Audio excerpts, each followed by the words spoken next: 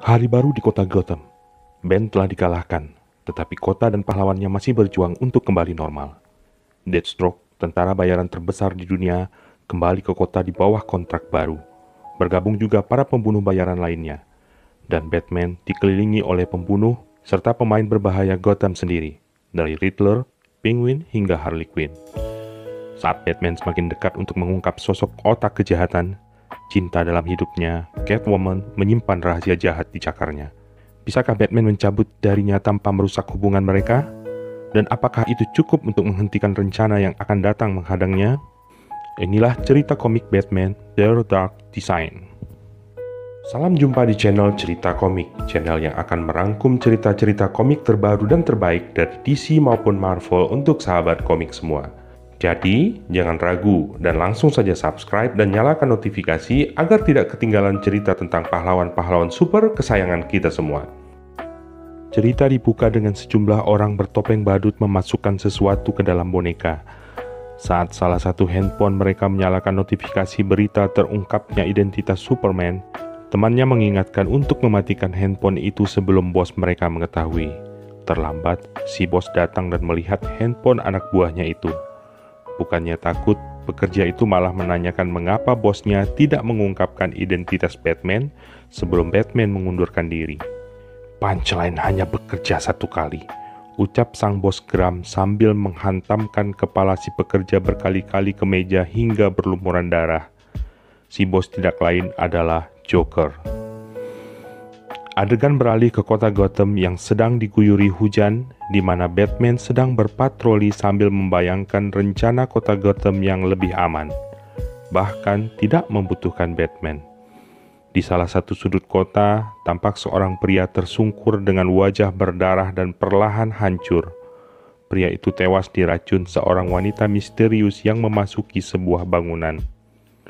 Wanita itu adalah Jezzail, yang akan mengadakan pertemuan dengan komplotan pembunuh lainnya yang sudah berada di dalam ruangan.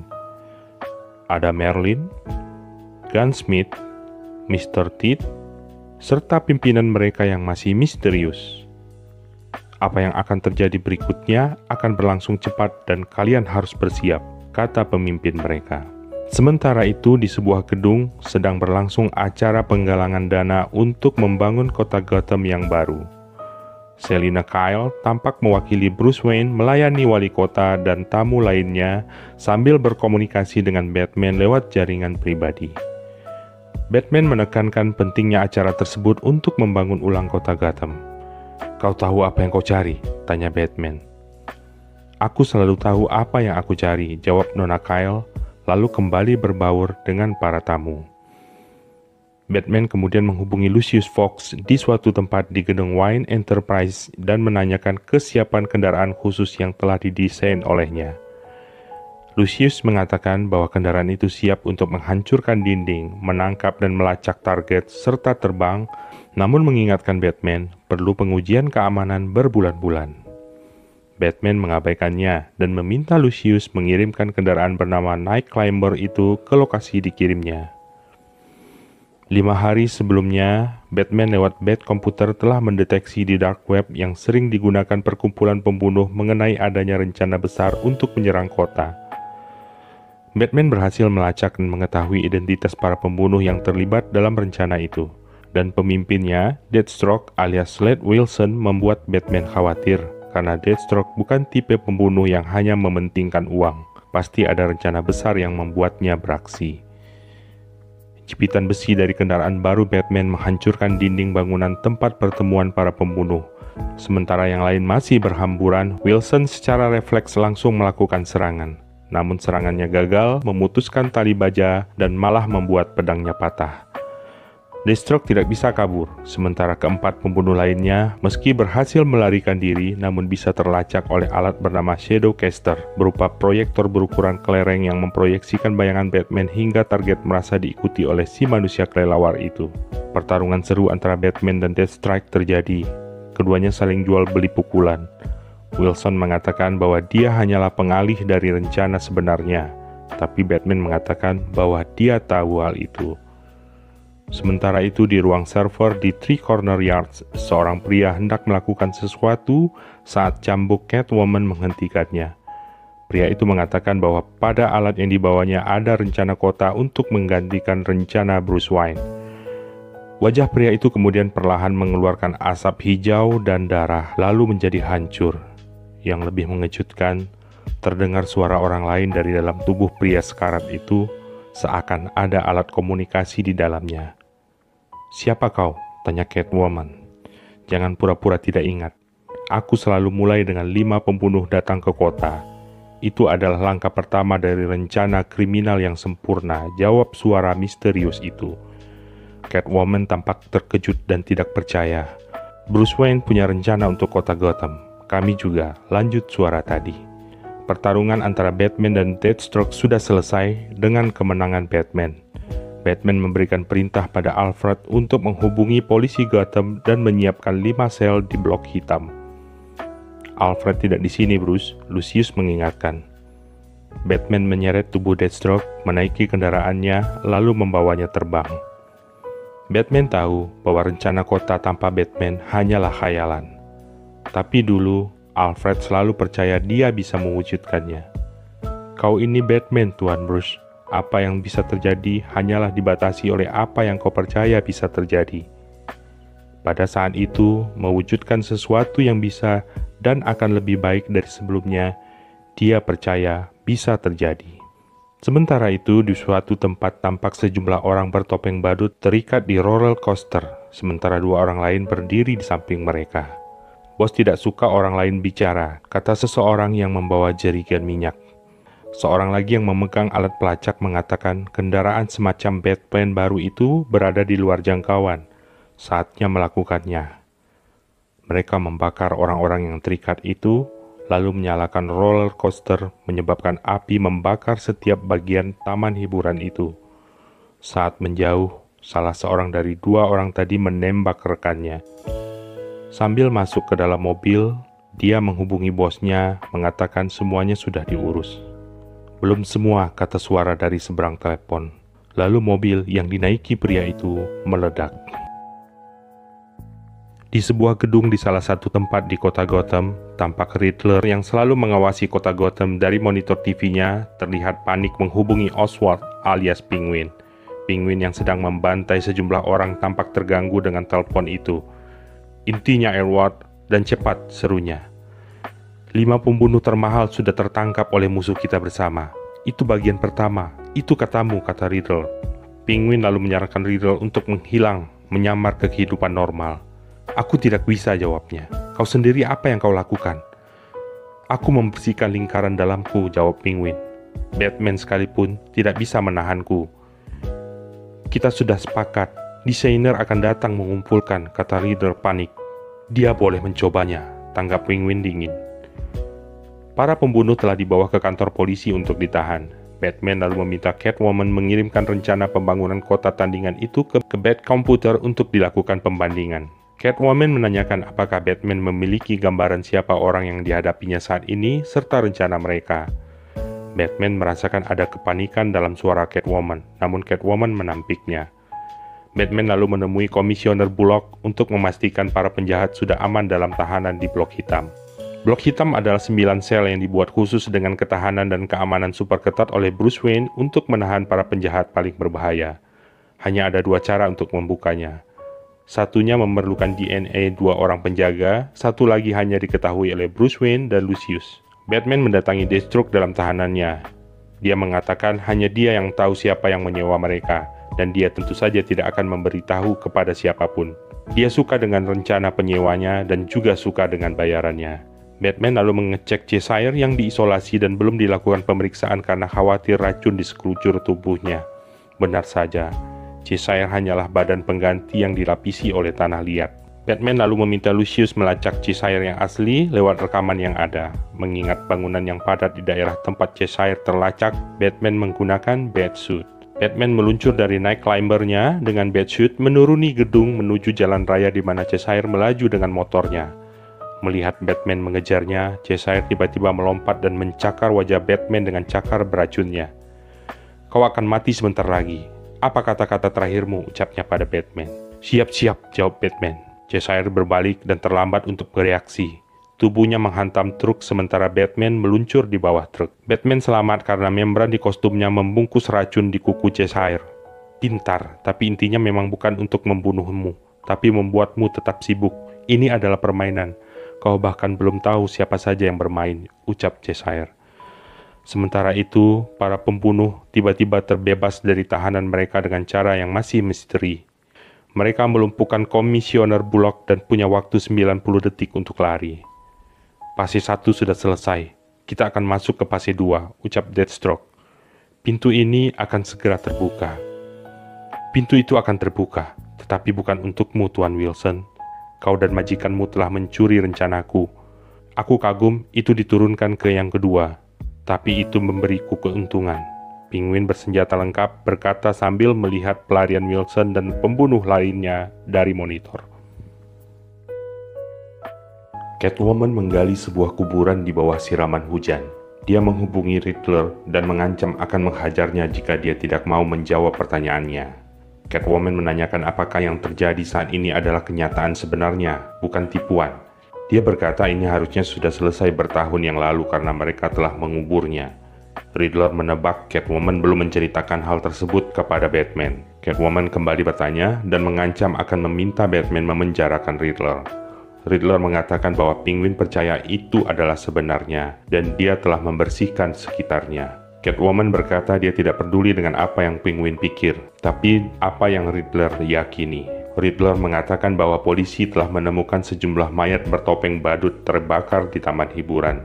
Riddler menduga ada pihak lain yang tahu saat mereka didekati desainer tentang tindakan kriminal terbaik. Riddler bertanya, apakah Catwoman atau Batman tahu di mana Joker? Saat itu, Catwoman membuka peti mati di kuburan yang dia gali. Tampak mayat Joker di dalamnya. Kurasa aku tahu sekarang, jawab Catwoman.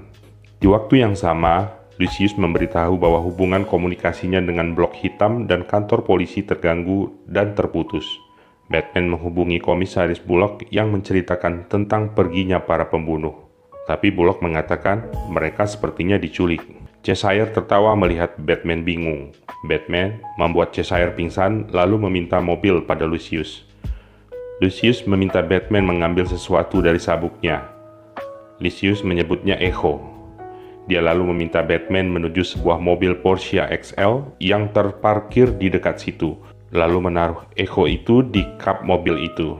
Echo akan terhubung dengan komponen Wayne Enterprise di mesin mobil, membuka pembatas kecepatan, dan memunculkan hologram menutupi wujud asli mobil seolah-olah menjadi Batmobile. Kau ingin aku mencuri mobil? Tanya Batman kesal. Itu mobilku, anggap saja sewa, jawab Lucius. Kembali ke Catwoman yang tidak percaya mayat itu adalah Joker. Hubungi saja Batman jika kau ingin mengujinya, kata Riddler. Penipuan sudah alamiah bagimu, bukan? Kau berharap ini selesai tanpa kau harus berkata apa-apa, lanjutnya. Riddler mengingatkan Catwoman bahwa dirinya pernah menjadi bagian dari penjahat berkostum dan bagaimana Batman pernah memandangnya dengan pandangan ingin memukul jatuh dirinya. Apakah Batman akan tetap menganggap dirinya sebagai kekasih jika tahu apa yang ikut dibangun olehnya? Kita semua mungkin akan mati, tapi aku bahagia karena kaulah yang jatuh paling keras. Tutup Riddler sebelum mematikan saluran tersebut. Catwoman berteriak meluahkan perasaannya. Setelah tenang, dia coba mengontak Batman, berniat menceritakan semua apa yang telah dilakukannya. Namun tiba-tiba terdengar suara dari dalam mayat Joker. Wajah mayat itu diselimuti asap hijau. Kau tidak akan membatalkan perjanjian, bukan? Kau tahu apa yang akan dilakukan jika kau mengadu. Sejumlah pria telah mengepung Catwoman di dalam liang kubur itu, dan salah seorang memukulnya dengan sekop. Kau sudah mati, ini tipuan, kata Catwoman. Sementara suara itu mengatakan bahwa Catwoman telah menjatuhkannya sebelum rencana kejahatan sempurnanya terjadi. Dan saat ini adalah saat Catwoman membayar pelanggaran yang dilakukannya. Sementara itu di suatu tempat penyimpanan daging, tampak Penguin yang mengeluh tentang berapa banyak uang yang dia habiskan untuk membebaskan Deathstroke dan teman-temannya. Para pembunuh itu kini tergantung bersama potongan-potongan daging. Penguin telah membayar petugas kepolisian untuk dapat masuk, membebaskan mereka, lalu membuat mereka pingsan dengan menghilangkan oksigen di ruangan, serta membawa semuanya ke tempat yang dulunya adalah markas Mr. Freeze. Deathstroke dengan mudah membebaskan diri. Penguin menawarkan untuk membayar 3 orang pembunuh selain Deathstroke 2 kali lipat untuk meninggalkan kota dan tak kembali lagi dalam rentang 1 tahun. Sementara Deathstroke akan dibayar seberapapun yang dia minta. Kau tak akan mampu membayarku, kata Deathstroke sambil meraih rantai dan menyerang para polisi bayaran Penguin. Para pembunuh lain juga membebaskan diri. Tiba-tiba sebuah mobil datang menghantam masuk dengan menghancurkan dinding. Kau sadarkan kalau itu bukan Batmobile dengan senjata seperti biasa, kata Lucius. Tagih saja kepadaku, jawab Batman sambil keluar. Pertarungan antara dirinya dan para pembunuh pun terjadi.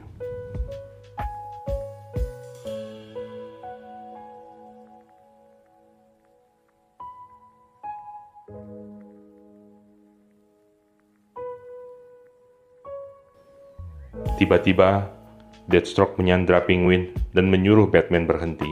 Merlin memeriksa mobil Batman dan membawa keluar Cheshire. Apa inti semua ini, Slade? Tanya Batman. Kau kan detektif, beritahu aku, jawab Deathstroke lalu menggorok leher Penguin dengan pisau yang dipegangnya. Dia akan mati jika kau tak membawanya ke rumah sakit, kata Deathstroke, lalu melemparkan bom asap untuk melarikan diri. Penguin mengatakan bahwa bertahun yang lalu dia, Riddler, Joker, dan Catwoman bersatu untuk mengalahkan Batman. Sasaran-sasaran palsu tetap akan mati, namun mereka hanyalah untuk membuat Batman sibuk. Desainer ada di kota dan dia mengincar Bruce Wayne sebagai sasaran utama. Sementara itu Catwoman mulai terkubur di dalam makam. Dia berteriak marah dan bangkit berdiri. Tidak ada gunanya untuk lari, kau telah menggali kuburanmu sendiri, kata suara seseorang dari dalam diri salah satu pengepungnya. Tapi tiba-tiba seseorang memukul orang itu dari belakang. Catwoman tampak kaget melihat orang yang telah membantunya. Dia Harley Quinn.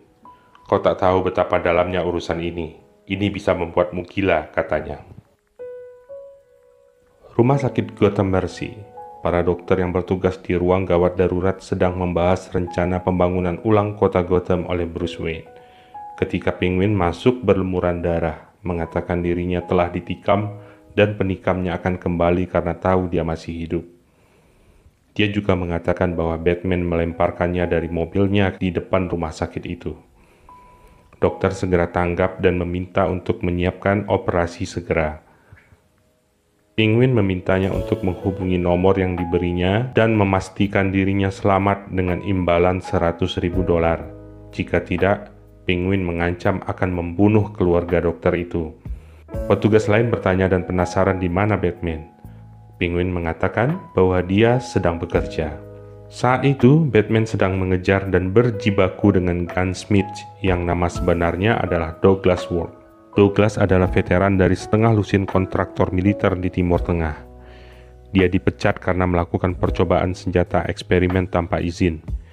Dia lalu mulai bekerja sebagai tentara bayaran domestik dan lulus sebagai pembunuh bayaran. Dia dijuluki gunsmith karena kemampuannya membuat senjata dan peredam dari apa yang dia bisa beli di toko elektronik di bandara, serta membunuh targetnya di penerbangan yang padat tanpa ketahuan. Batman berhasil menghindari berondongan tembakan dari gunsmith, kemudian mengalahkannya dengan hantaman sikutnya. Aku butuh kostum baru, kata Batman. Pembunuh baru juga, kata Lucius. Dia mengatakan bahwa yang lain pasti bergerak lebih halus daripada gunsmith. Batman mengatakan bahwa reaksinya adalah yang mereka harapkan, sehingga dia sibuk, sehingga tidak bisa melihat rencana besar mereka, sehingga dia harus merubah taktik. Batman meminta Lucius menemukan Catwoman karena alat komunikasinya mati. Ada konspirator lainnya, dan aku tahu di mana dia sembunyi, kata Batman. Sementara itu, pertarungan antara Catwoman dan Harley Quinn melawan para pengepung mereka terjadi dengan sengit. Sambil menghajar lawan-lawannya, Harley Quinn mengatakan bahwa jasad tersebut bukan Joker, melainkan anggota badut bernama Artie. Saat Catwoman bertanya apakah orang-orang dan teknologi tersebut adalah ulah Joker, Harley Quinn juga menampiknya. Dia mengatakan bahwa Joker selalu ingin Batman tahu apa yang dilakukannya. Saat ini, Joker sedang membersihkan rumahnya, meninggalkan jejak kematian para badut. Itu harusnya jadi petunjuk utama Batman. Saat Catwoman bertanya apa yang dilakukan Harley Quinn, dia menjawab bahwa dia ingin membunuh Joker, meninggalkan masa lalunya. Catwoman mengatakan bahwa dia harus pergi dari sana dan menghubungi Batman, namun kendaraannya telah terbakar. Harley Quinn menawarkan motornya. Namun belum sempat mereka beranjak dari sana, sebuah anak panah melesat menyasar Catwoman. Beruntung Harley Quinn mampu menghadang dengan tangkai martilnya. Dari kejauhan, tampak Merlin dan Cheshire siap menyerang. Catwoman dan Harley Quinn maju menyerang. Sementara itu, di tempat Riddler, Batman menemukan Mr. Teeth sedang mengendap-endap. Mr. Teeth 3 tahun lalu adalah pembunuh 7 orang dengan ciri khas gigi korban dicabut lalu ditanamkan ke perut mereka. Saat itu, polisi menamakan pembunuh itu Tooth Eater, pemakan gigi. Sekarang dia dikenal sebagai Mr. Teeth dan benci dengan sebutan sebelumnya. Batman segera menyergap Mr. Teeth. Riddler tidak ada di sini, kata Batman. Lucius mengatakan jika pembunuh mengincar lawan-lawan klasik Batman, Riddler pastilah berada di daftar tertinggi. Dia pasti menyadari itu. Sambil bergelut dengan Mr. Teeth, Batman mengatakan keheranannya karena tidak menemukan jebakan maut di sana. Batman menduga sesuatu telah terjadi sebelum kedatangannya dan Mr. Teeth. Kenyataan bahwa jebakan maut di lantai tidak diaktifkan adalah petunjuk yang ditinggalkan Riddler untuk Batman. Batman menemukan bahwa sistem komputer Riddler dikunci kecuali untuk feed sistem keamanan. Batman menemukan video yang memperlihatkan seseorang yang mendatangi Riddler. Lucius tidak menemukan informasi tentang orang itu di internet. Lucius bertanya mungkinkah orang itu yang dihadapi Batman dan telah menyewa Deathstroke dan lainnya? Pastinya, jawab Batman. Batman melihat kode yang dibuat oleh Riddler di video itu. Kode 774469 yang berarti Sphinx di alphanumeric keypad. Batman berpikir itu maksudnya adalah tebakan Sphinx. Apa yang berjalan dengan 4 kaki di pagi hari, 2 kaki di siang hari, dan 3 kaki di sore hari? Manusia, jawab Lucius. Dalam alphanumeric keypad 626. Batman berhasil membuka sistem komputer Riddler dengan kode itu. Sistem keamanannya mematikan suara sehingga Batman tidak bisa mengetahui pembicaraan Riddler dengan pengunjungnya. Dia hanya ingin Batman tahu dengan siapa dia pergi. Dari sistem komputer Riddler, mereka mendapatkan lokasi Deathstroke. Batman lalu meminta Lucius menggunakan sistem drone mereka mengikuti Deathstroke. Sejumlah drone lalu keluar dari Three Corner Yard dan langsung melacak dan mengikuti Deathstroke. Catwoman dan Harley Quinn masuk membawa tubuh Merlin dan Cheshire yang tidak sadarkan diri. Taruh di sudut bersama yang lain, kata Batman. Batman menunjukkan video pengunjung Riddler.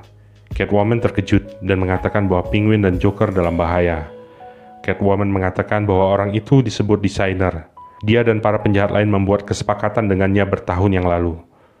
Aku akan memberitahu semua padamu, kata Catwoman pada Batman. Tapi mula-mula, aku ingin berkata, maafkan aku. Sementara itu, seorang wanita tampak menghubungi seseorang. Mereka telah melihat kuburannya, tapi mereka mengalihkan perhatian Batman pada hal lain, kata wanita itu.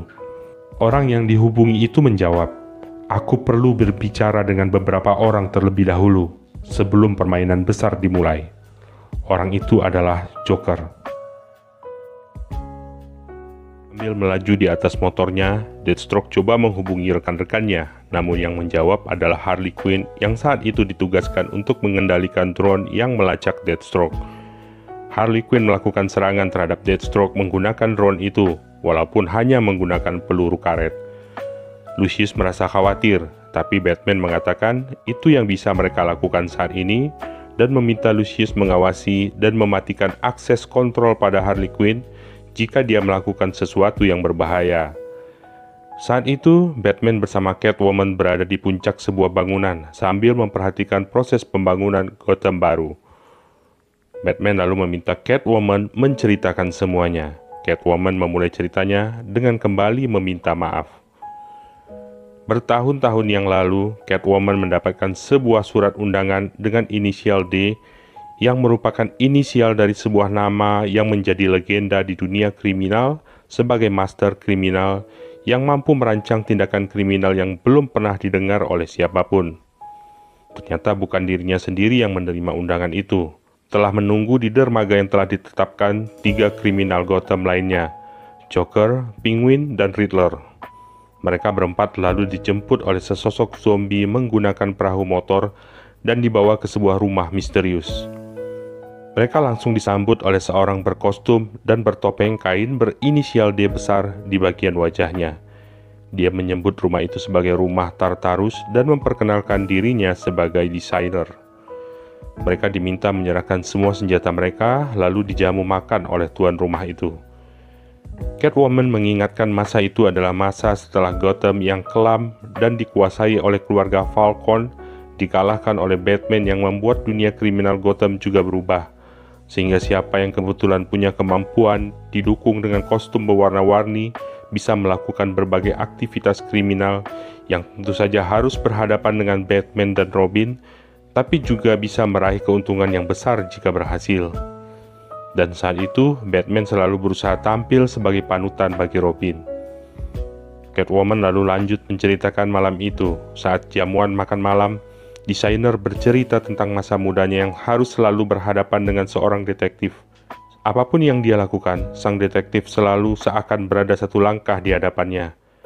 Sehingga suatu hari, dia benar-benar serius merancang sesuatu yang tidak bisa diduga sama sekali oleh si detektif. Dia menghabiskan hari-harinya untuk memikirkan itu dengan segala kemungkinannya. Sehingga saat dia berhasil, dia telah terasah membuat rencana kriminal yang matang dan menyebut dirinya desainer. Dia berhasil mengalahkan detektif itu. Desainer melihat keempat kriminal di hadapannya adalah yang paling potensial untuk berkembang. Dan dia menawarkan untuk membantu mereka berkembang, membantu mereka menyusun rencana kejahatan yang sempurna dengan imbalan separuh dari apa yang mereka dapatkan saat rencana mereka sukses. Keempatnya lalu secara bergantian menemui desainer. Catwoman tentu mengungkapkan rencananya untuk melakukan perampokan terbesar yang bisa dia pikirkan. Sang desainer akan memaparkan kelemahan dari rencananya dan memintanya untuk memikirkan rencana lain.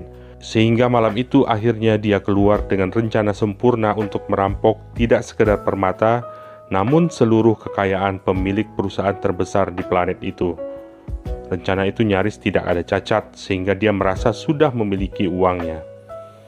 Saat Joker masuk di sesi terakhir bersama desainer, dia juga melihat kepercayaan diri yang sama pada Penguin, yang berencana melakukan permainan politik pembunuhan yang akan mengantarkannya menjadi wali kota, serta Riddler yang menyusun sebuah labirin berteknologi yang akan melumpuhkan sistem penegakan hukum. Joker menghabiskan berjam-jam dalam sesi itu, dan mereka tidak tahu apa yang terjadi. Namun tiba-tiba, desainer keluar dengan marah dan memerintahkan para zombinya untuk membunuh mereka. Tanpa senjata, mereka mencoba melawan. Dan Joker, dengan pistol kecil yang disembunyikannya, menembak sang desainer. Penguin bertanya pada Joker apa yang telah dia lakukan. Joker mengatakan bahwa dia hanya menceritakan cerita lucu, dan sang desainer tidak tertawa, lalu coba membunuh mereka. Penguin mengingatkan bahwa rencana mereka tidak akan berhasil tanpa dukungan keuangan dari desainer. Penguin lalu merencanakan penguburan jasad desainer di Potter Fields, melenyapkan rumah Tartarus, dan melupakan kejadian malam itu, membiarkan sosok desainer tetap menjadi legenda. Malam itu, saat Penguin dan Riddler membakar habis rumah Tartarus, Catwoman dapat melihat pandangan yang berubah dari mata Joker yang sedang memandang kota Gotham dari kejauhan. Satu hal lagi yang diberitahu Catwoman kepada Batman, sesuatu yang Batman sudah dapat menebak itu, bahwa sasaran pencurian dalam rencana Catwoman yang kini akan dilakukan oleh desainer adalah Bruce Wayne. Sampai di sini dulu cerita kali ini, dan nantikan lanjutan ceritanya di video-video selanjutnya. Jangan lupa like jika suka, dislike jika tidak suka, dan sampaikan kritik saran sahabat semua di kolom komentar. Tetap sehat, tetap semangat, dan sampai jumpa.